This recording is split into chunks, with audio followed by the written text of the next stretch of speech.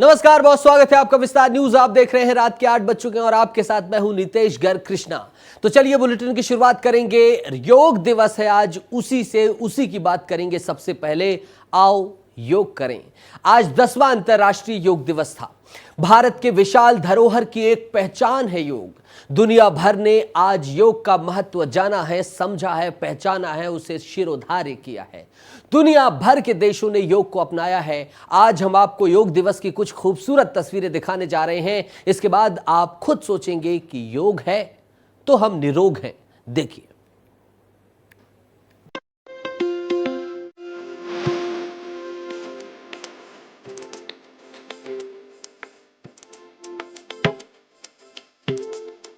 आज दुनिया भर में 10वां अंतर्राष्ट्रीय योग दिवस मनाया जा रहा है। 2014 में संयुक्त राष्ट्र ने 21 जून के दिन को अंतर्राष्ट्रीय योग दिवस घोषित किया था। तब से इसे अलग अलग थीम पर मनाया जा रहा है। इस बार की theme yoga for self and society है। दुनिया भर से योग की अलग अलग तस्वीरें सामने आई है। साथ ये भी सामने आया कि आधुनिक समय में योग फिटनेस का सबसे बड़ा मंत्र बन गया है।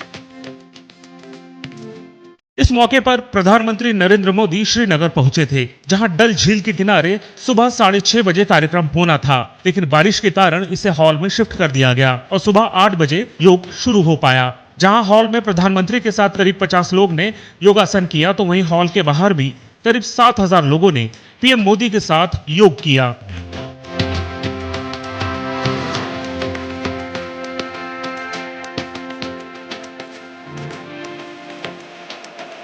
विश्व समुदाय को सेल्फ के लिए और सोसाइटी के लिए योगा का क्या महात्म्य है। योग जिंदगी की सहज प्रवृत्ति कैसे बने। जैसे टूथब्रश करना हमेशा का क्रम बन जाता है, बाल संवारना हमेशा का क्रम बन जाता है, उतनी ही सहजता से योग जीवन से जब जुड़ता है, एक सहज क्रिया बन जाता है, तो वो प्रतिपल उसका बेनिफिट देता रहता है। भारतीय सेना और नौसेना के जवानों ने योग दिवस मनाया। आईएनएस विक्रमादित्य, ये तस्वीरें आईएनएस विक्रमादित्य की है, जहां नौसैनिकों ने सुबह करीब 7 बजे योग किया।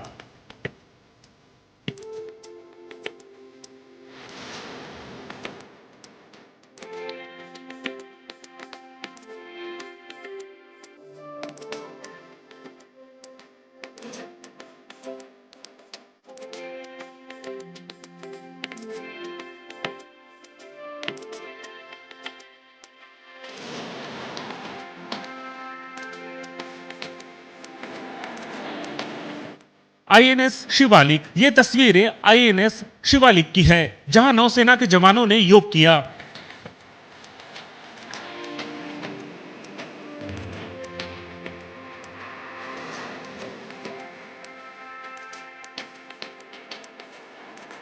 आईएनएस तरकश, ये तस्वीरें आईएनएस तरकश की हैं, जिसमें जवान एक साथ योग करते नजर आ रहे हैं।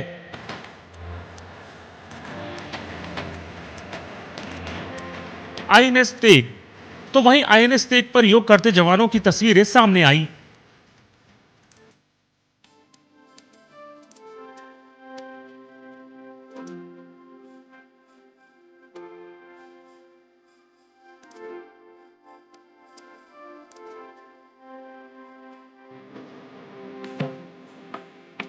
भारतीय सेना के जवानों ने भी अपने अंदाज में योग दिवस मुश्किल हालातों और चुनौती भरे जगहों पर होते हुए भी जवानों ने योग कर योग दिवस पर फिटनेस का संदेश दिया। पीर पंजाल रेंज, यहां जवानों ने एसओसी के पार बर्फ से ढकी पीर पंजाल की ऊंची चोटियों पर योगासन किया।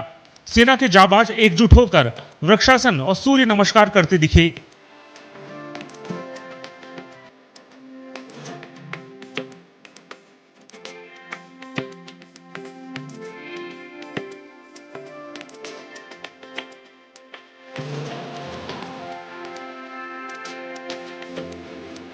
करजोग, लेह से लेकर सिक्किम तक आईटीबीपी के जवानों ने योगासन किया। जवानों ने बर्फ से ढकी चोटियों पर योग कर बुलंदी और हौसले का संदेश दिया।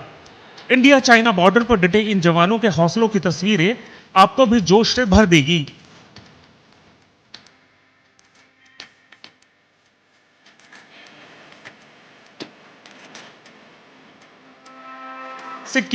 सिक्किम में भारतीय सेना 15,000 फीट की ऊंचाई पर योग दिवस पर योगासन किया। बर्फ से पटी चोटियों पर जवानों का हौसला बिल्कुल ठंडा नहीं पड़ा।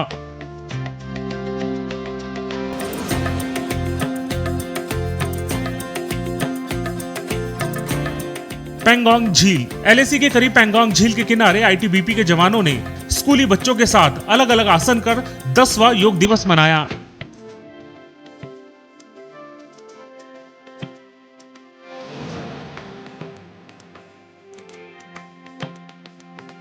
ये तस्वीरें बताती हैं कि भारत की विरासत बड़ी है। 10 साल पहले तक योग के बारे में सिर्फ बातें होती थी, लेकिन 2014 के बाद योग जैसी विरासत को आज दुनिया ने अपनाया है। अब योग एक अभियान की तरह दुनिया भर में छा चुका है। दुनिया भर के लोग अब आधुनिकता के समय में स्वस्थ रहने के लिए योग को अपना रहे हैं। ब्यूरो रिपोर्ट, विस्तार न्यूज।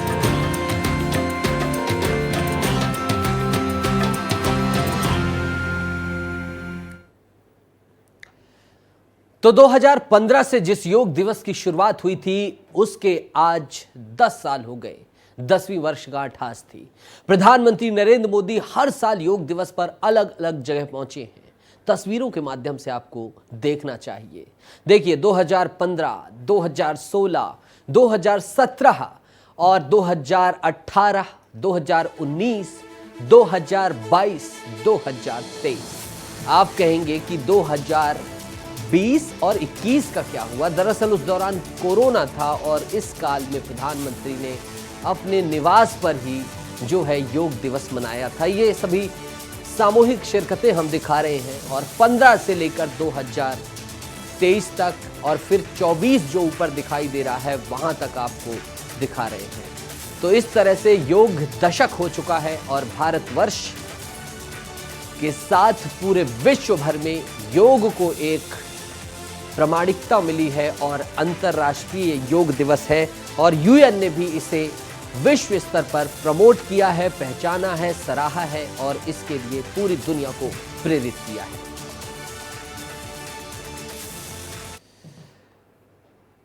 विश्व से लेकर पूरे देश भर से योगा दिवस पर खास तस्वीरें सामने आई। मध्य प्रदेश और छत्तीसगढ़ की तस्वीरें बेहद खास रही हैं। दोनों प्रदेशों में मुख्यमंत्री, उप मुख्यमंत्री, विधायक, सांसद समेत आला अधिकारी अलग अलग क्षेत्रों में तैनात दिखे और आपको देखनी चाहिए कि कैसे योग दिवस पर दोनों ही प्रदेशों में तमाम लोगों ने शिरकत की है।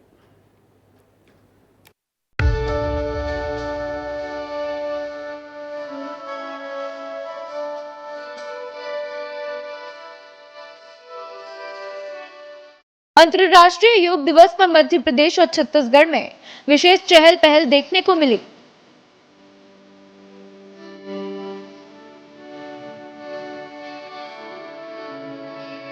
जहां राजधानी भोपाल और रायपुर में मुख्यमंत्री डॉक्टर मोहन यादव और विष्णुदेव साय ने योग कर विश्व को शांति और स्वस्थ रहने का संदेश दिया है। तस्वीरों में देखा जा सकता है दोनों मुख्यमंत्रियों ने भव्य कार्यक्रम में कई आसनों को किया है। बात अगर मध्य प्रदेश में योग दिवस की करें तो समूचे विंध्य में योग दिवस पर नागरिकों ने बढ़ चढ़कर हिस्सा लिया। राज्य मंत्री प्रतिमा बागरी समेत सभी आला अधिकारियों ने योग किया। गुना में ऊर्जा मंत्री प्रद्युमन सिंह तोमर ने भी योग क्रियाएं की। सैकड़ों लोग मौजूद रहे। बेहद ही उम्दा नजारा देखने को मिला। धार्मिक नगरी शिप्रा नदी के तट पर योग मित्रों ने अलग ही अंदाज के साथ जल योग कर संदेश दिया है। सीएम डॉक्टर मोहन यादव की बड़ी बहन कलावती यादव भी महाशिवरात्रि के तट पर पहुंची, जहां कलावती यादव ने योग साधकों का स्वागत किया। रायसेन के स्थानीय वन परिसर में योग दिवस निराले अंदाज में मनाया गया। स्वास्थ्य राज्य मंत्री नरेंद्र शिवाजी पटेल, स्थानीय विधायक और पूर्व कैबिनेट मंत्री डॉक्टर प्रभुराम चौधरी सहित कई दिग्गज वहां पर मौजूद रहे।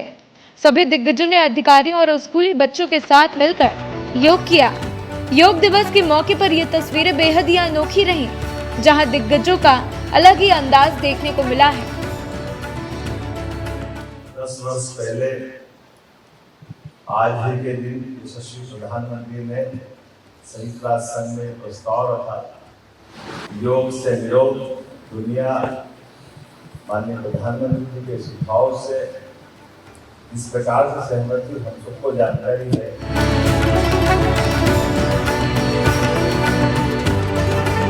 बहुत ही अच्छा अनुभव है और पिछले 10 वर्षों से तो सारी दुनिया भारत के आह्वान पर, प्रधानमंत्री नरेंद्र मोदी जी के आह्वान पर 21 जून को विश्व योग दिवस के रूप में मनाती है और करोड़ों लोग योग करते हैं और उससे मैसेज आता है कि योग ही शरीर को स्वस्थ रखने के लिए एक बहुत ही ज़रूरी विधा है जो बीमार होने से लोगों को बचाती है। बिल्कुल, अंतर्राष्ट्रीय योग दिवस का ये 10वां वर्ष है और आज 10वें योग दिवस की अंतर्राष्ट्रीय योग दिवस की मैं सभी को शुभकामनाएं और बधाई प्रेषित करती हूँ। निश्चित रूप से ये हमारे भारत का भविष्य है। मैं प्रधानमंत्री का आभारी हूँ जो उन्हें दुनिया में योग को पहुँचाने का काम किया।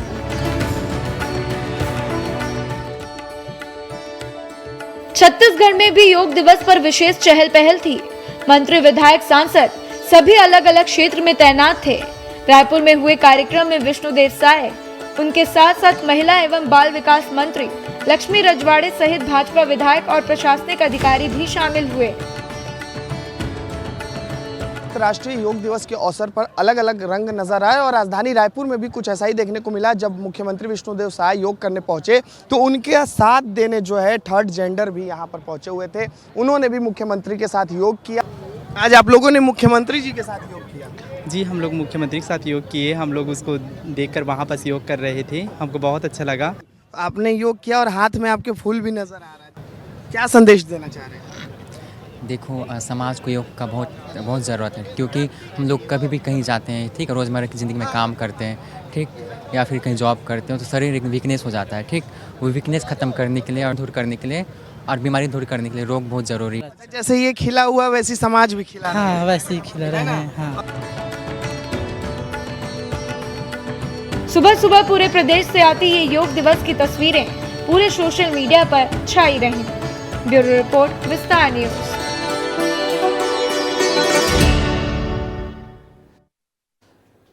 और अब बात करेंगे रिहाई में जो बाधा आई है उसकी। कल दिल्ली की राउज एवेन्यू कोर्ट ने दिल्ली के मुख्यमंत्री अरविंद केजरीवाल को जमानत दे दी, लेकिन उनकी रिहाई की बजाय उन्हें फिर से जेल में ही रहने का आदेश सुना दिया गया है हाई कोर्ट के द्वारा। ईडी दिल्ली हाई कोर्ट पहुंची और केजरीवाल की रिहाई का विरोध किया। दिन भर कोर्ट में सुनवाई चली और फिर नतीजा क्या निकला? रिहाई में बाधा आई, देखिए।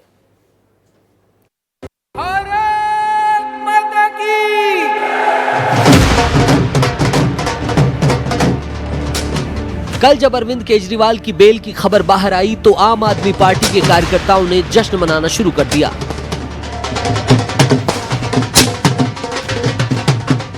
लेकिन अब अरविंद केजरीवाल जेल के बाहर नहीं आएंगे। मतलब साफ है कि फिलहाल केजरीवाल तिहाड़ जेल में ही रहेंगे। दरअसल कल दिल्ली के सीएम अरविंद केजरीवाल को राउज एवेन्यू कोर्ट ने 1 लाख के निजी मुचलके पर जमानत दे दी थी।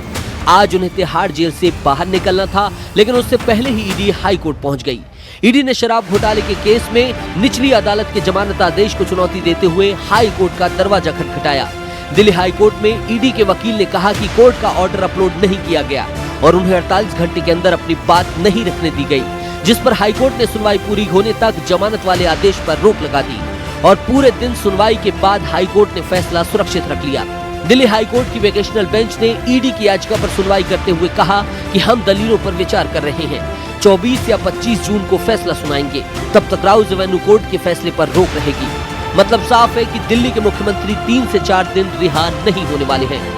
जो है केजरीवाल का बेल ऑर्डर स्टे कर दिया, हमारी स्टे एप्लीकेशन जो है उसके ऊपर ऑर्डर किया है और फाइनल ऑर्डर 2-4 दिन में आएगा और मेन बेल कैंसिलेशन की जो एप्लीकेशन है उसकी सुनवाई बाद में होगी। उसमें नोटिस इश्यू हुआ है। अब सुबह ही जो नीचे वाला ऑर्डर है उसको टेम्परेरी कुछ समय के लिए उस पर रोक लगा दी, लेकिन अभी पूरी आर्ग्यूमेंट कंक्लूड होने के बाद, क्योंकि बहुत लंबी आर्ग्यूमेंट, मेन ईडी की ऑब्जेक्शन ये थी कि नीचे ईडी स्पेशल कोर्ट ने उनको पूरी तरीके से नहीं सुना तो ऑनरेबल हाई कोर्ट ने पूरी डिटेल में आर्ग्यूमेंट ईडी की सुनी।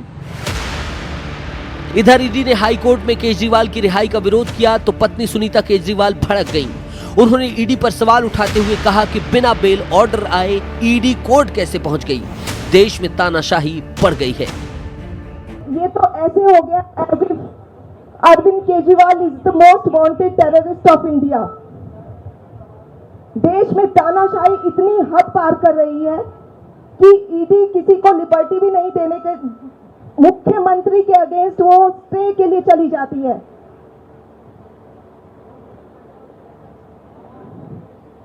अभी हाईकोर्ट में फैसला आना बाकी है। आशा करते हैं कि हाईकोर्ट न्याय करेगा। तो वहीं बीजेपी कह रही है कि जेल से बेल और बेल से जेल का खेल तो चलता रहेगा, क्योंकि केजरीवाल पूरे घोटाले और रिश्वतखोरी में शामिल रहे हैं। राज्य सरकार के राजस्व को चूना लगाया है।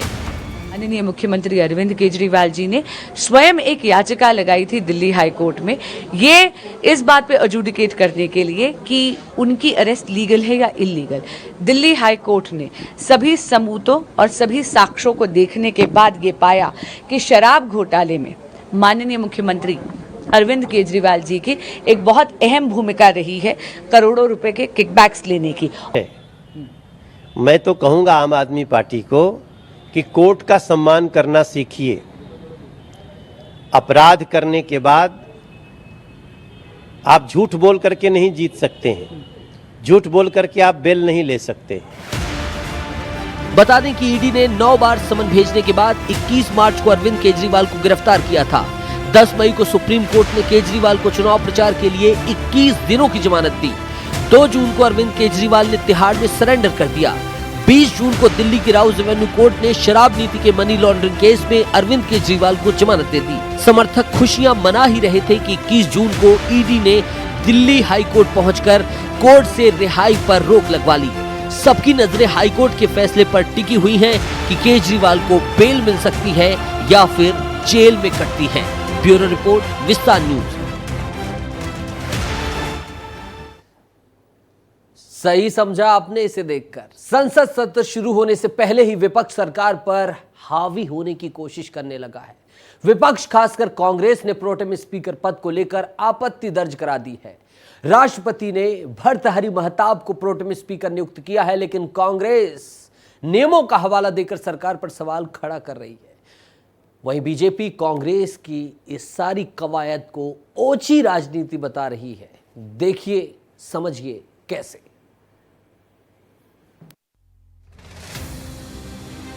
चौबीस जून से 18वीं लोकसभा का पहला सत्र शुरू होने जा रहा है।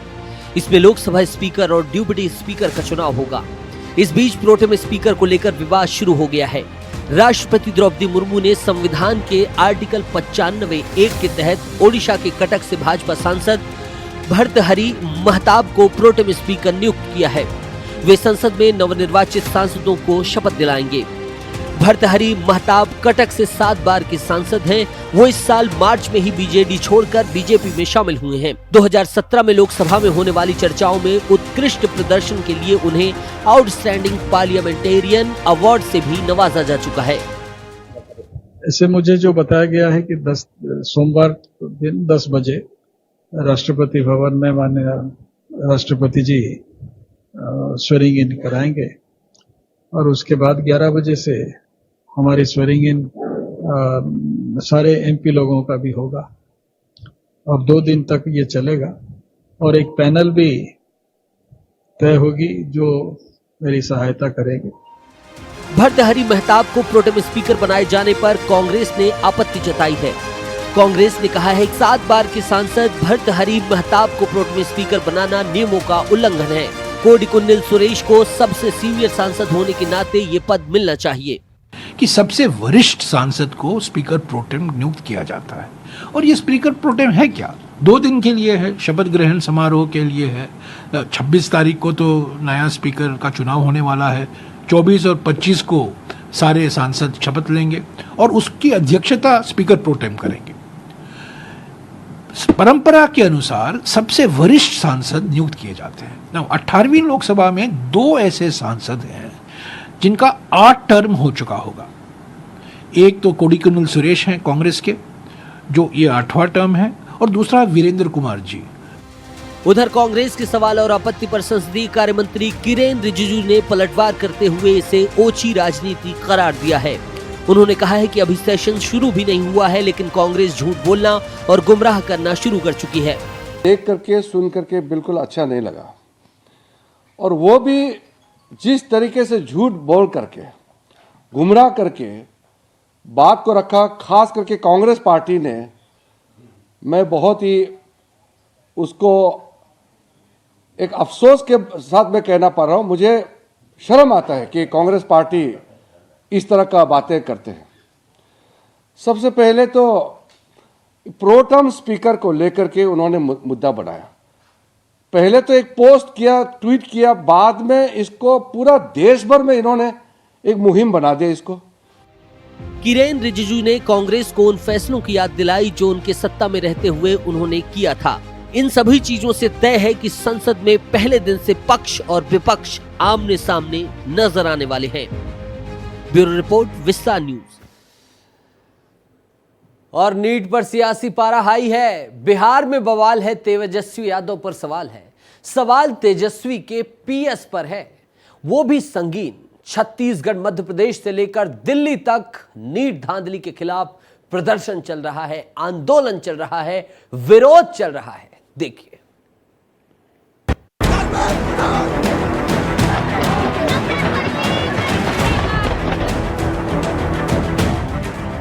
नीट सोशल मीडिया पर लगातार ट्रेंड कर रहा है। अपराधियों को चुन चुन कर निकाले जाने की मांग की जा रही है। सियासी बयानबाजी जारी है, एक दूसरे पर कीचड़ उछाले जा रहे हैं। इन सब के बीच परेशान वो छात्र हैं जिनके पूरे साल भर मेहनत की, दिमागी कसरत की, और जब इम्तिहान आया तो माफियाओं ने उनके सपनों को चकनाचूर कर दिया।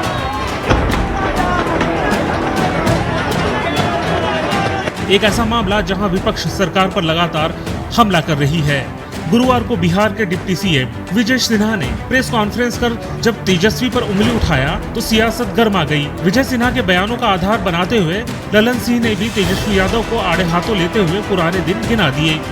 मामला जब गर्माया तो मनोज झा समेत इंडिया गठबंधन के तमाम दिग्गज तेजस्वी यादव का बीच बचाव करते नजर आए। मीडिया के सामने जब खुद तेजस्वी यादव आए तो उन्होंने तमाम बातों का खंडन किया।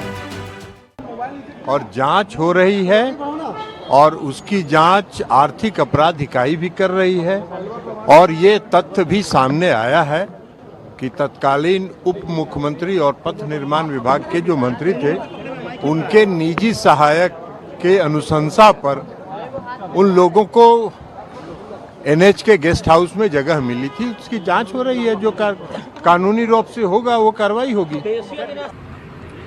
राज्य में सरकार उनकी, केंद्र में सरकार उनकी, जांच एजेंसियां उनकी। हम ही कहते हैं मुख्यमंत्री जी को बुला ले मेरे साइड को, अरे चाहे पीए हो, पीएस हो, कोई हो, बुला करके पूछताछ कर ले, कोई अगर बात है तो। लेकिन जो उप मुख्यमंत्री लोग जो सवाल उठा रहे हैं, ईओयू तो आज तक कहा नहीं है इस बात को लेकर के। सुना आपने कोटा, दिल्ली, प्रयागराज, पटना के कोचिंग इंस्टीट्यूट के छात्र की कहानी फिलहाल सड़क पर है। शिक्षा मंत्री ने प्रेस कॉन्फ्रेंस कर बकायदा हाल ही में पेपर लीक मामले की नैतिक जिम्मेदारी तो ली, लेकिन विपक्ष सरकार पर दबाव बनाने की कोशिश कर रहा है। गुवाहाटी से लेकर लखनऊ तक नीट धांधली मामले पर आर पार हो रहा है। दिल्ली से लेकर मुंबई तक एनएसयूआई और कांग्रेस ने सरकार के खिलाफ हल्ला बोला है।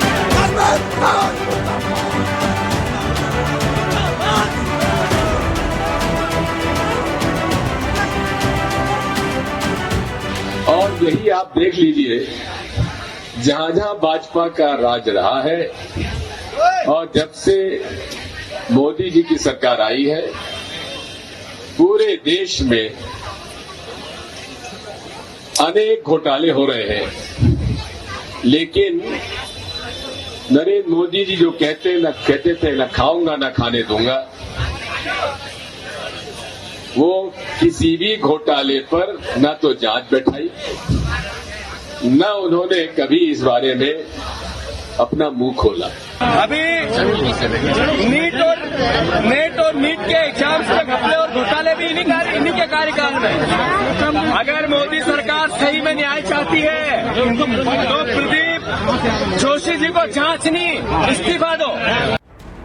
इधर छत्तीसगढ़ में भी भूपेश बघेल अन्य कांग्रेसी नेता परीक्षा धांधली पर सरकार को रिमांड पर लेने की कोशिश कर रही है।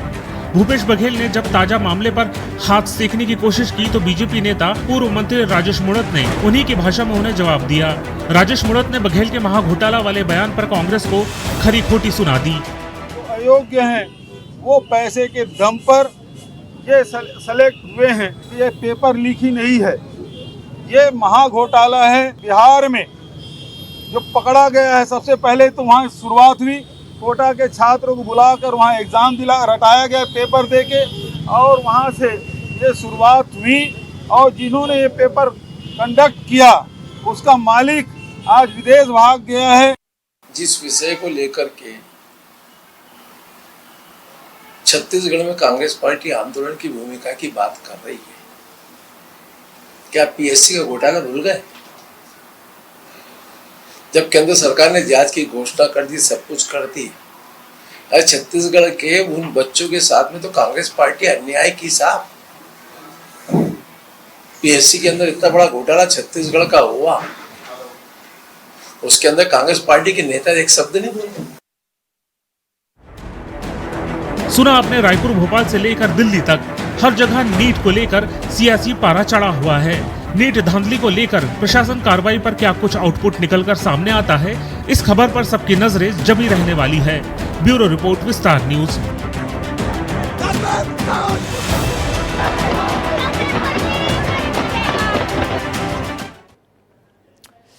और अब बात छत्तीसगढ़ के सबसे बड़े चेहरों में से एक भारतीय जनता पार्टी के बृजमोहन अग्रवाल की।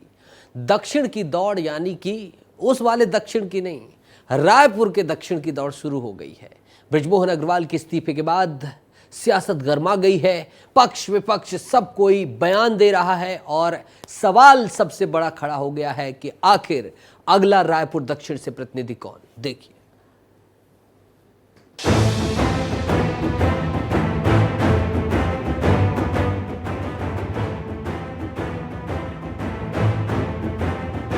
लोकसभा चुनाव के बाद खाली हुई रायपुर दक्षिण की सीट पर पूरे प्रदेश की नजरें टिकी हुई हैं। रायपुर दक्षिण की सीट खाली होने को लेकर राजपत्र में प्रकाशन भी हो चुका है।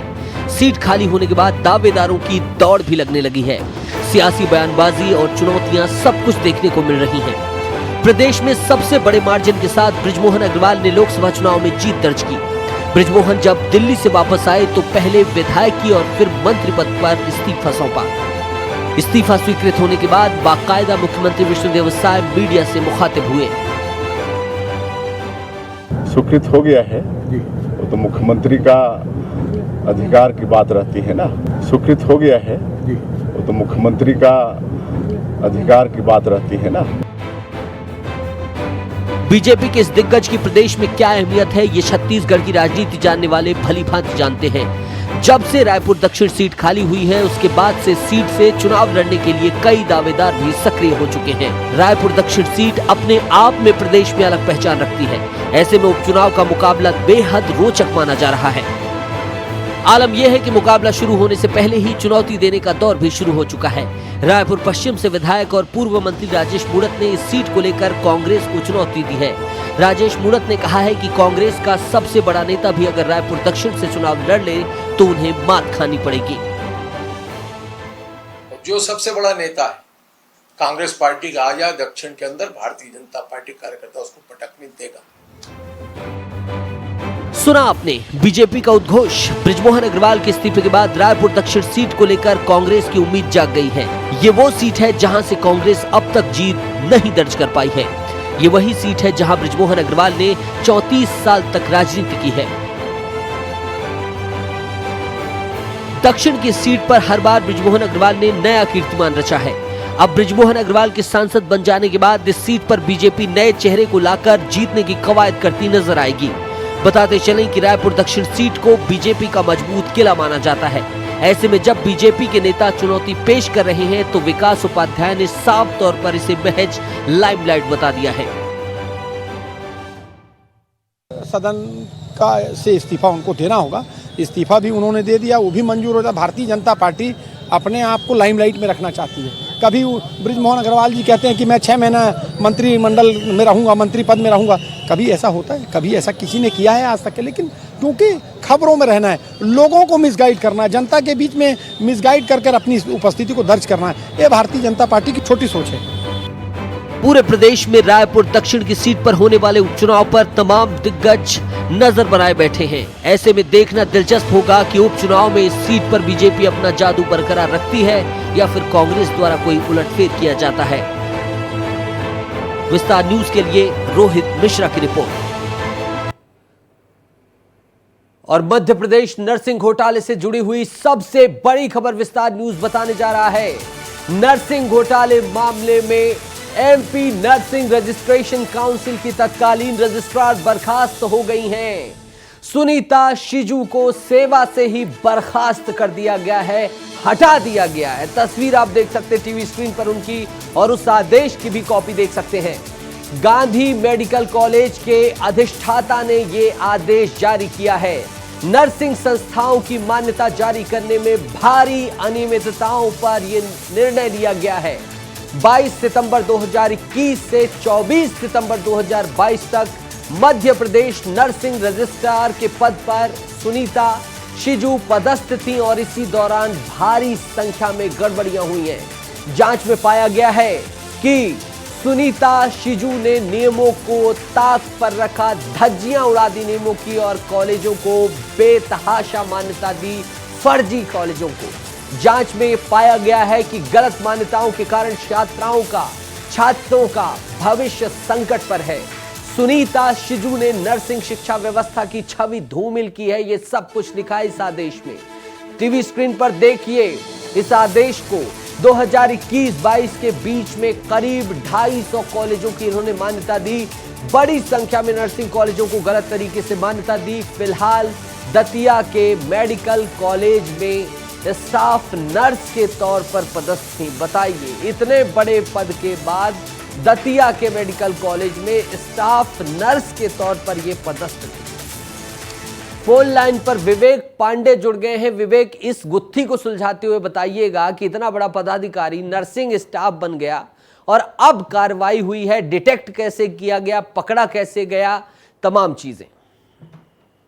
ये बड़ी हैरत की बात है कि ये नर्सिंग से पहुंची कौन ऐसे बच्चे थे जो मछलियों को दाना डालते थे, और ये मछलियां जिसमें से रीता शिजू जो रजिस्ट्रार बनी 2021 के बीच में मध्य प्रदेश में करीब। विवेक, आपकी आवाज सही नहीं आ रही है, थोड़ा सा नेटवर्क दुरुस्त करिए, वहां आइए और फिर उसके बाद अपनी बात को रखिए। लाउड स्पीकर में हो तो बंद कर दीजिएगा क्योंकि बेहद महत्वपूर्ण खबर है। बताइए विवेक।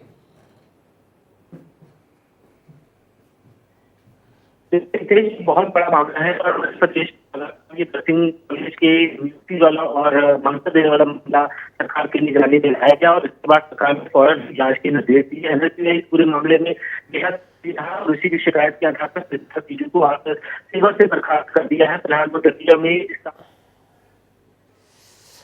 तो विवेक, जैसा कि बता रहे थे, सुनीता शिजू को सेवा से बर्खास्त कर दिया गया है। तकनीकी समस्याएं भले ही हैं लेकिन खबर आपको पूरी बताएंगे, पूरी दिखाएंगे, सबको समझाएंगे। ये आप देख लीजिए। प्रति आयुक्त महोदय चिकित्सा शिक्षा विभाग भोपाल मध्य प्रदेश के नाम पर ये पत्र, ये आदेश जारी किया गया है और ये कार्रवाई की गई है। मध्य प्रदेश की बड़ी खबर बता दी, छत्तीसगढ़ की भी बहुत बड़ी खबर विस्तार न्यूज बता रहा है। अनवर ढेबर की मुश्किलें बढ़ गई हैं। अनवर ढेबर की मुश्किलें बढ़ गई हैं। आरोपी ढेबर को मेरठ कोर्ट ने न्यायिक रिमांड पर जेल भेज दिया है। मेरठ कोर्ट ने अनवर ढेबर को 10 दिन के लिए जेल पर भेज दिया है। कोर्ट ने अनवर ढेबर को 1 जुलाई तक के लिए जेल भेज दिया है। यानी कि सलाखों के पीछे जांच करिए, पूछताछ करिए, सुनाइए, सुनिए, देखिए, परखिए, इन्हीं सब चीजों के लिए भेज दिया गया है। शराब घोटाला मामले में लेबलिंग की बात थी, फर्जी लेबल बनाए गए थे। उत्तर प्रदेश की कंपनी को ऑर्डर दिया गया था, उसके विरुद्ध भी कार्रवाई हो रही है और अनवर ढेबर की मुश्किलें हैं कि कम होने का नाम नहीं ले रही हैं। जेल से बेल मिली स्वास्थ्य हवाला देकर और स्वास्थ्य कारणों का हवाला देते ही जैसे छूटकर घर आए वैसे ही पहुंच गई उत्तर प्रदेश पुलिस एसटीएफ और कहा कि आपने फर्जी लेवलिंग की थी, फर्जी चीजें बनाई थी शराब घोटाले के मामले में। तो चलिए अब आपसे पूछताछ होगी।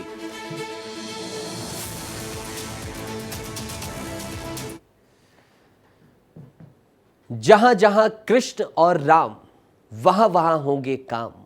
विंध्य को एक नई पहचान मिलने वाली है। योगा दिवस के बाद जब मुख्यमंत्री डॉक्टर मोहन यादव मीडिया से मुखातिब हुए तो उन्होंने राज्य में राम और भगवान श्री कृष्ण के गमन पथ के परियोजनाओं के बारे में पूरी जानकारी दी। देखिए, समझिए कि कैसे धर्म का रथ चलने वाला है और वन गमन पथ बनने वाला है।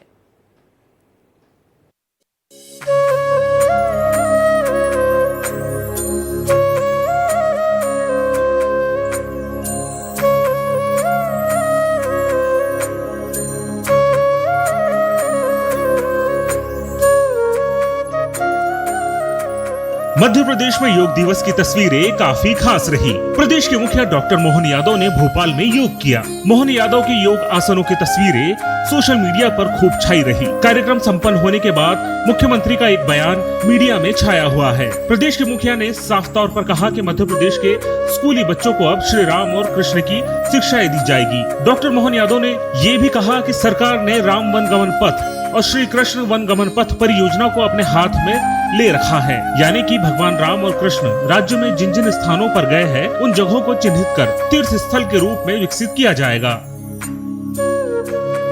मध्य प्रदेश सरकार ने श्री राम पथ गमन, श्री कृष्ण पथ गमन दोनों बड़े प्रोजेक्ट हाथ में लिए हैं और इन पथ गमन के आधार पर मध्य प्रदेश में भगवान राम किन किन स्थान पे गए हैं उन प्रत्येक स्थान पर जाकर के उन स्थानों को चिन्हित करके उनको तीर्थ के रूप में विकसित करने का सरकार ने पहली बार में गठन के साथ ही निर्णय किया था। हमारे घोषणा पत्र में भी था। मुझे इस बात की प्रसन्नता कि हम इस पे काम कर रहे हैं। साथ ही साथ ये भगवान कृष्ण भगवान राम की जीवन की पाठ्यक्रम संबंधित जो भी उपलब्धियां हैं उसको भी हम पाठ्यक्रम में उच्च शिक्षा स्कूल शिक्षा में लेने वाले हैं। कई सारे निर्णय आज दिन भर अलग अलग सरकार की व्यवस्थाओं पे, चूंकि चुनाव की एक बड़ी इकाई पूरी हुई है तो स्वाभाविक रूप से हम सबका दायित्व बनता है कि इसमें मोड़ आगे बढ़े। आपको बता दें, विधानसभा चुनाव के दौरान बीजेपी ने इस योजना को अपने घोषणा पत्र में भी रखा था। हर मंच से हिंदुत्व के प्राचीनता को सहेजने की बात कही जा रही थी। अब जब राज्य में बीजेपी चुनाव जीत कर आई तो लिहाजा घोषणा पत्र के बिंदुओं को पूरा करने की बात कर रही है। आपको बता दें, चित्रकूट, अमरकंटक और सतना के ये वो 3 जगह है जहां मध्य प्रदेश में प्रभु श्री राम के पद चिन्ह का होना माना जाता है। ऐसा माना जाता है कि वनवास के दौरान श्री राम मध्य प्रदेश के इन स्थानों से होकर गुजरे थे।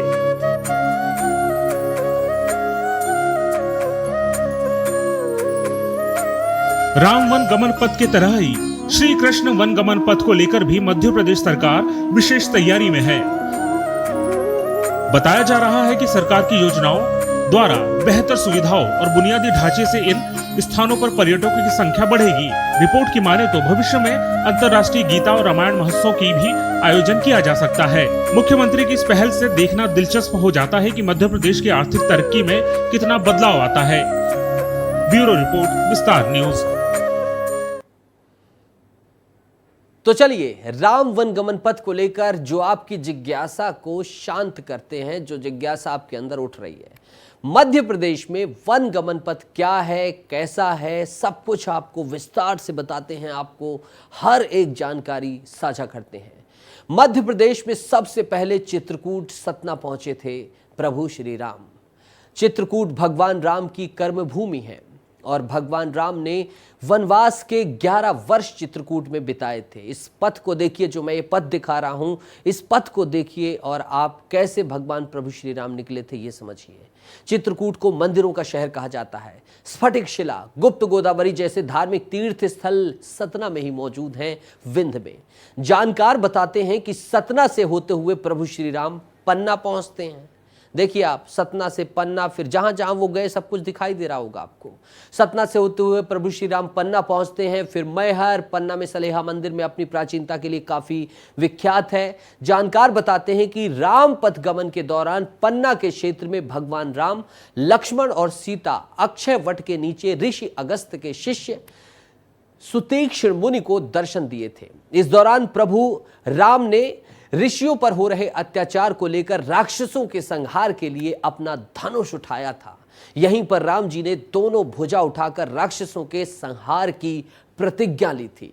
इसका वर्णन अरण्य कांड में मिलता है, भगवान तुलसीदास की रामायण में किया गया है।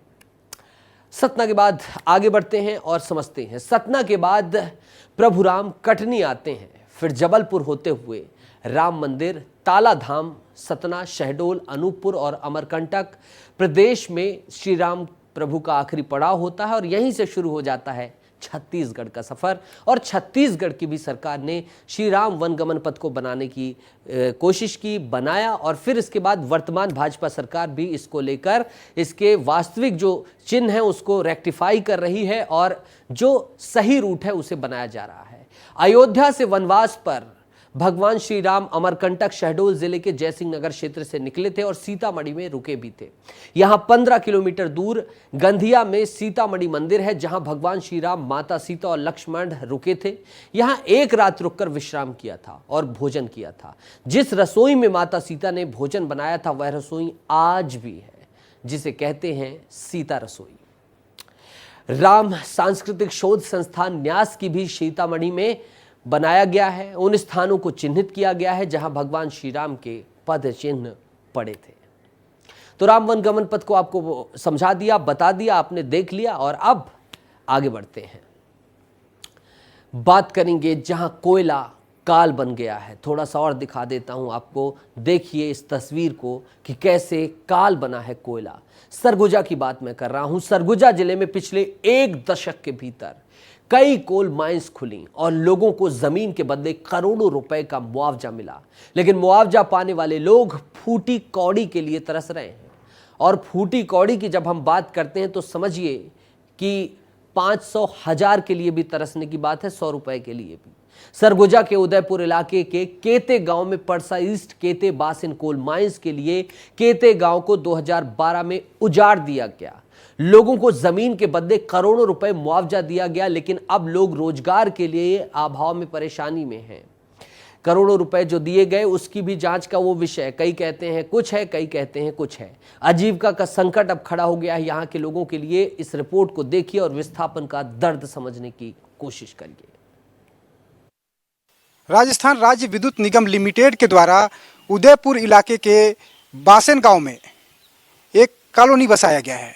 इस कॉलोनी में केते गांव जहां पे कोल माइंस चल रहा है वहां के लोगों को विस्थापित किया गया है और साथ ही साथ लगभग 70 परिवारों को यहाँ पे बसाने के लिए मकान बनाया गया है, लेकिन ये जो अधिकतर मकान हैं वो खाली हो चुके हैं। ये एक अलग कहानी है। लेकिन दूसरी सबसे बड़ी बात यह है कि लोगों को लाखों करोड़ रुपए मुआवजे मिले, लेकिन अब उनके पास पैसे नहीं हैं, क्योंकि लोगों ने पैसे फिजूल कामों में खर्च कर दिया। अब उनके सामने जीविकोपार्जन की समस्या आन खड़ी हुई है। पहले बात समझ नहीं आई और जब आई तो बहुत देर हो चुकी है। सब कुछ पीछे छूट चुका है, सब कुछ वीरान हो गया है। पैसे की चमक दमक के आगे सब कुछ अंधेरे में डूब चुका है। दरअसल सरगुजा जिले के उदयपुर इलाके में स्थित केते गांव में कोल माइंस शुरू करने के लिए जमीन मालिकों को राजस्थान राज्य विद्युत निगम लिमिटेड ने करोड़ों रुपए का मुआवजा बांटा। कई ऐसे लोग थे जिन्हें 50 लाख से लेकर 1 करोड़ तक का मुआवजा मिला, लेकिन आज 12 साल बाद ये लोग अपनी जिंदगी जीने के लिए परेशान हो रहे हैं, क्योंकि इनके पास आजीविका के लिए ना तो कोई रोजगार है और ना ही मुआवजे में मिला पैसा। ऐसे में लोग मजदूरी कर रहे हैं तो कई लोग दूसरी जगह पर जमीन खरीद कर खेती कर रहे हैं। इनका कहना है कि इन्हें उस समय समझ नहीं आया जब उन्होंने मुआवजे के बदले अपनी जमीन कोल माइंस के लिए दे दी, लेकिन अब उन्हें लग रहा है कि उनका यह फैसला गलत था। विस्तार न्यूज संवाददाता दिलीप जायसवाल ने केते गांव से विस्थापित होकर बासेन गांव में कंपनी की ओर से बनाकर दिए गए 2 कमरों के मकान में रह रहे अमर साय से बातचीत की। सुनिए। सरगुजा इलाके में कई कोल माइंस हैं और कोल माइंस जब खुलता है तो लोगों को जमीन के एवज में लाखों रुपए मुआवजा दिया जाता है। सरगुजा का उदयपुर इलाका है, यहाँ पे केते गांव है। केते गांव के लोगों को 12 साल पहले विस्थापित कर दिया गया और उनके लिए 2-2 कमरों का मकान बनाकर दिया गया और लाखों रुपए पैसे मिले। हमारे साथ हैं अमर साय, केते के रहने वाले हैं। इनको 35 लाख रुपए मुआवजा मिला था। कितना मुआवजा मिला था दादा? 35 लाख रुपया। तो अब पैसा घर में है 10-15 रुपया 20 रुपया नहीं ये महाराज पूरा पैसा खत्म नहीं करता वहाँ झोंक सन तहाँ से बकरा यहाँ ले एक एक दीदी सही से बांट देता तो फोकला हो जाता पूरा पैसा खत्म हो जाता। तो ये बताओ जब जमीन रही 7 एकड़ जमीन खदान में चल गई 7 एकड़ वो जमीन चल गई तो अब खेती बाड़ी हाँ करा था ले हाँ दूसरा जमीन हाँ दूसरे निछन कर ले हूँ जमीन। अच्छा हो तो ट्रैक्टर भी खरीदे हैं आप तो हो हैं हाँ वो इस समय में खरीद जमीन ले ट्रैक्टर। अच्छा तो 35 लाख रुपए पैसा खत्म हो गया सब इधर उधर करके अब हाँ, कुछ नहीं बचा है। हाँ है? हाँ तो ये देखिए सिर्फ एक वाकया है एक व्यक्ति की कहानी है। ऐसे केते गांव में सैकड़ों लोग हैं जिन्हें 50 लाख 60 लाख किसी को 1 करोड़ से अधिक तक का मुआवजा मिला। लोगों ने ट्रैक्टर खरीदे बाइक खरीदे एक घर में 3-3 4-4 बाइक खरीद लिए। लेकिन आज की तारीख में जब 12 साल बीत गया है तो लोगों के पास पैसे नहीं है। अमर साय को 7 एकड़ जमीन के बदले में 35 लाख का मुआवजा मिला था लेकिन अब उसके पास 35 रुपए भी नहीं है। उसकी सजा उसका परिवार भुगत रहा है उसकी पीढ़ी भुगत रही है। अमर साय के पोते से भी हमने बातचीत की सुनिए। आपके दादा के नाम पे बहुत सारा जमीन था केते गांव में जी अभी क्या स्थिति है अब का लगेल तुमके कि जमीन होना चाहिए होना रही जमीन तो खेती करता हाँ लगते का लगते कि जमीन रहती तो खेती बाड़ी करते हैं किसान भी आगे बढ़ते हैं ऐसे लगते जीव। तो पैसा तो बोलते हैं बहुत मिले रही तो पैसा में कहाँ खत्म हो गई खत्म हो गई इस पूरा गाड़ी घोड़ा चढ़ चढ़ पुनः घूमिन फिरिन दारू मुर्गा खाइन पीन। कौन दारू मुर्गा खा दी पूरा पैसा को 35 लाख पैसा मिले रही पूरा मोर बाबा के ओकर बेटा रही ना पूरा जन बंटवारा कर दी सो तो सब का करीन दारू मुर्गा खा गिन जी। का गाड़ी खरीदे रहा है गाड़ी के नाम तो नहीं जाना था तो मोटरसाइकिल और बस मोटरसाइकिल ले रही ने। अब ये पीछे जो ट्रैक्टर दिखा थे ये न लाए मोर यहाँ के न ला पिंडरा मार के लाऊं बाकी केते में रहत रहे। अच्छा बता दें कि राजस्थान राज्य विद्युत निगम लिमिटेड ने 2012 में केते गांव के लोगों को विस्थापित किया गया था। इसके बाद गांव को उजाड़कर वहां कोल माइन शुरू की गई। अब ये पूरा गांव कोल माइंस में तब्दील हो गया है। कई लोगों ने कंपनी के दिए घर को छोड़ दिया है। जो रिहायशी परिसर कंपनी ने तैयार किया था वो अब धीरे धीरे वीरान होने लगा है। लोगों का कहना है कि उन्होंने कंपनी के इन मकानों को इसलिए छोड़ दिया क्योंकि कमरे बेहद छोटे हैं और वहां परिवार के साथ नहीं रह सकते। ऐसे में इन पक्के मकानों से अच्छे पुराने कच्चे घर ही थे। यही वजह है कि लोग अलग अलग गाँव में जाकर बस गए हैं और किसी तरीके से अपने जीवन चला रहे हैं। जहां माइंस खोलते हैं तो मुआवजा तो जरूर दिया जाता है। मुआवजा से पहले माफिया भी ले आते हैं और वो कंपनी वाले ही लाते हैं। देखिए लोगों की नजर रहती है उनके पैसे के ऊपर। जब अपना जमीन नहीं बचा पाते जिससे उनका पुश्त दर पुश्त कमाते खाते आ रहे हैं बेचारे लोग, उसमें से 1% लोग भी देखिए सही उपयोग नहीं कर पाते हैं। सबसे पहले दारू माफिया को बुलाते हैं। बाहर के आप देखिएगा बिहार या और कहीं मैं एक स्टेट का नाम नहीं लूंगा, दारू बनाते हैं, महुआ का गाड़ी आ जाएगा वहीं पर बनाते हैं, पूरा पैसा जब नशा में हो जाएगा वो सब कुछ दे देगा। दूसरी तरफ अब घाट बर्रा के लोगों को विस्थापित करने का प्लान बनाया जा रहा है और यहाँ के लोग इसका विरोध इसलिए कर रहे हैं क्योंकि उन्होंने अपनी आंखों से देखा है कि केते गांव को उजाड़ने के बाद वहाँ के विस्थापितों के साथ क्या सलूक किया गया और अब उनकी हालत कैसी है। यही वजह है कि गांव में अफसरों और पुलिस की मौजूदगी में विस्थापन के लिए किसी तरह ग्राम सभा का कोरम पूरा कर प्रस्ताव पास कर दिया गया है। अब यहाँ के लोगों को भी जाना होगा या फिर मुआवजा लेकर 2 कमरों में जीवन बिताना होगा। विस्थापन का दर्द आपने देखा और समझा और आपने ये भी देखा कि करोड़ रुपए होने के बाद भी एक दौर ऐसा आता है जब विस्थापित परिवारों के पास 1 रुपए भी नहीं रह जाता है। ऐसे में ज़मीन उनके लिए महत्वपूर्ण है और यही वजह है कि जो भी नए माइंस खुल रहे हैं वहाँ पर लोग ज़मीन देने का विरोध कर रहे हैं। वे ज़मीन नहीं देना चाहते हैं क्योंकि ज़मीन से उनकी ज़िंदगी जुड़ी हुई है। वीडियो जर्नलिस्ट आकाश प्रधान के साथ दिलीप जायसवाल, विस्तार न्यूज। सोचिए कैसे कोयला काल बना।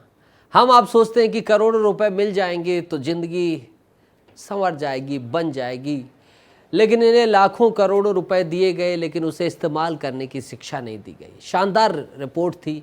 विस्तार न्यूज़ इसी अलग पत्रकारिता के लिए जाना जाता है। यहाँ दर्द भी था लापरवाही थी, लेकिन लापरवाही के पीछे भी अशिक्षा थी और ये सारी चीजें आपके सामने लाना जरूरी था।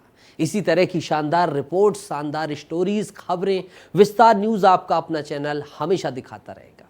आगे बढ़ते हैं और अगले मुद्दे की बात करते हैं।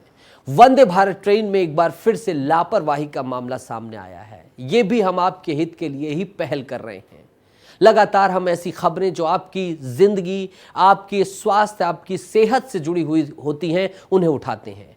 वंदे भारत ट्रेन में यात्रा कर रहे एक दंपति के खाने में कॉकरोच मिला। आईआरसीटी ने गुरुवार को इस मामले का जवाब दिया, माफी मांगी, लेकिन पीछे एक सवाल छूट गया कि ऐसी लापरवाही क्यों होती है। रिपोर्ट देखिए।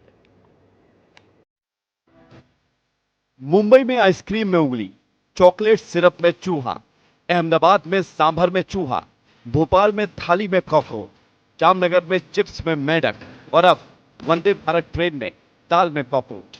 देश में इन दिनों खाने में मिलने वाले कॉकरोच, चूहा, मेंढक की घटनाओं की बाढ़ आ गई है। अब वंदे भारत ट्रेन में एक पैसेंजर के खाने में मरा हुआ कॉकरोच मिलने के बाद हड़कंप मच गया। इसके बाद मामला आईआरसीटीसी तक पहुंचा और उन्होंने यात्री से माफी मांगते हुए खाना परोसने वाले फर्म पर जुर्माना लगाया है। ये ट्रेन रानी कमलापति स्टेशन से रवाना हुई थी। फिलहाल ऑनलाइन टिकट, खानपान और पर्यटन का काम करने वाली कंपनी आईआरसीटीसी ने इस मामले को संज्ञान में ले लिया है। एक एक्स यूजर ने वंदे भारत एक्सप्रेस में यात्रियों को परोसे गए भोजन के अंदर एक मरे हुए कॉकरोच पाए जाने की तस्वीर साझा की। उन्होंने बताया कि यह घटना उनके चाचा और चाची के साथ हुई, जो 18 जून को भोपाल से आगरा गए हुए थे। लेकिन अब सवाल ये उठ रहा है कि आखिर इस तरह के मामले अचानक कैसे बढ़ गए हैं?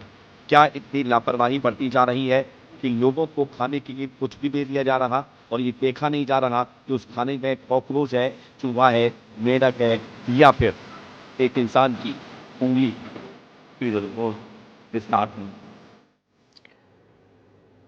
मध्य प्रदेश के मुख्यमंत्री डॉक्टर मोहन यादव के मंत्री अब बहुत जल्द नई चमचमाती गाड़ियों में सफर करते हुए नजर आएंगे। मंत्रियों के लिए नई गाड़ियों के ऑर्डर दिए जा चुके हैं। जून के आखिरी तक गाड़ियों की डिलीवरी होने की उम्मीद है। 25 नई इनोवा क्रिस्टा खरीदी जाएंगी और इनके लिए खर्च किया जाएगा 5 करोड़ रुपए। मोहन यादव सरकार के मंत्रियों के लिए 25 नई चमचमाती गाड़ियां इसी माह के अंत तक भोपाल आ जाएंगी। मंत्रियों के लिए नई गाड़ियों की खरीदी जैम पोर्टल के माध्यम से की जा रही है, जिसकी डिलीवरी के लिए अगस्त की डेट मिली, पर मंत्री इसी माह गाड़ियों की डिमांड कर रहे हैं, जिसके चलते सरकार ने जून तक कंपनी को नई गाड़ियां उपलब्ध कराने को कहा है। इसके पहले 5 मंत्रियों को नई गाड़ियां पहले ही मिल चुकी हैं। राज्य सरकार मंत्रियों को इनोवा क्रिस्टा गाड़ी उपलब्ध कराती है, जो लंबी दूरी के सफर के लिए आरामदायक मानी जाती है। जून के आखिर तक गाड़ियों की डिलीवरी। इस लग्जरियस गाड़ी की खरीदी के लिए लोकसभा चुनाव के पहले कवायद शुरू हो गई, जिसके परीक्षण के बाद गृह विभाग और विधि विभाग ने अनुमति दे दी थी। इसके बाद चुनाव आचार संहिता खत्म होने का इंतजार किया जा रहा था, ताकि 25 नई इनोवा क्रिस्टा खरीदी के लिए ऑर्डर दिए जा सके। आचार संहिता खत्म होने के बाद सरकार इसके लिए 6 जून को आदेश जारी कर चुकी, इसलिए अब जल्द ही मंत्रियों के काफले में नई गाड़ियां शामिल हो जाएंगी। नई गाड़ियों पर खर्च होंगे 5 करोड़ रुपए। मोहन सरकार के मंत्रियों के लिए जो गाड़ियां खरीदी जा रही हैं, उनकी कीमत 5 करोड़ रुपया है। एक गाड़ी की औसत कीमत 20 लाख रुपए के करीब बताई जा रही है, जो 25 मंत्रियों के लिए 5 करोड़ के आंकड़े तक पहुंच जाएगी। गाड़ी खरीदी के लिए जैम पोर्टल के माध्यम से ऑर्डर किए जाने के बाद कंपनी इसकी डिलीवरी के लिए अगस्त का समय दिया था, पर ऑर्डर होने के बाद मंत्री अब जल्द से जल्द नई गाड़ियों की सवारी कर पाएंगे, इसलिए जून में ही डिलीवरी की डिमांड भेजी गई। मोहन सरकार के 5 मंत्रियों को पहले ही नई गाड़ी दी जा चुकी थी। लोकसभा चुनाव आचार संहिता के दौरान आपात जनसेवा की परिस्थितियों को छोड़कर चुनाव आयोग ने बाकी परिस्थितियों में मंत्रियों के सरकारी वाहन के उपयोग पर रोक लगा दी है। अब आचार संहिता खत्म होने के बाद 6 जून को उसके लिए ऑर्डर जारी किए गए, जिसके बाद मंत्री सरकारी वाहन से सफर कर रहे हैं।